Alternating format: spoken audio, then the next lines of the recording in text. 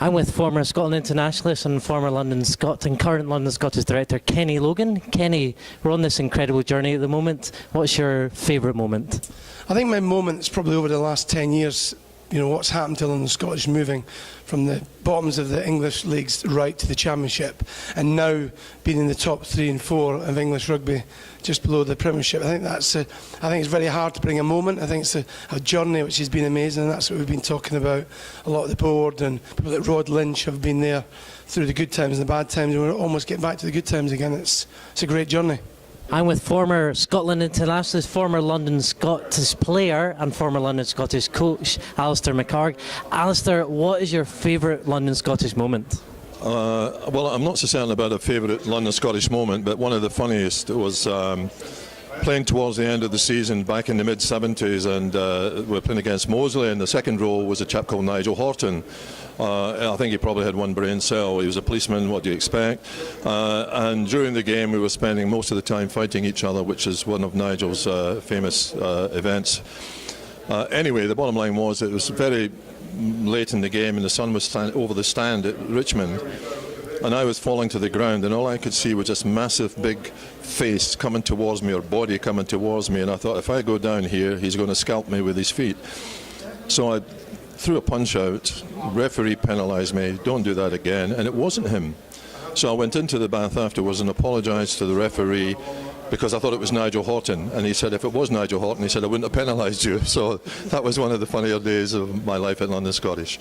I'm with former London Scot and Scotland internationalist on former British line. Paul, you were at the club for 13 years. What was your favourite moment? I suppose there were lots of favourite moments at the club, but I suppose all those moments when you get promoted, and I suppose there was one moment in particular, I think it was in 1996, 97, when we got promoted into the Premiership. We had to play Bristol in a 2-leg playoff in the playoffs, and we won both of those games and got promoted. And then obviously in the next year we stayed in the Premiership. I think we finished midway through the table, so that was a very special moment for me. I'm with London Scottish scrum half Jamie Stevenson. Jamie, what's your favourite moment so far in the incredible journey? My favourite moment was probably the first year I was here, the last game of the season against Esher, where we needed a point to stay in the league and Esher needed 5 to stay in the league and we'd go down. So it was an all or nothing game, and we got it with an intercept try in the 68th minute, I think Charlie Hayter. That was probably the most relief and excitement I had at this club, and hopefully this year we can replicate that, making the top 4 and hopefully going beyond. With London Scottish fan Sandy Mciver. Sandy, what's been your favourite moment in the incredible journey so far?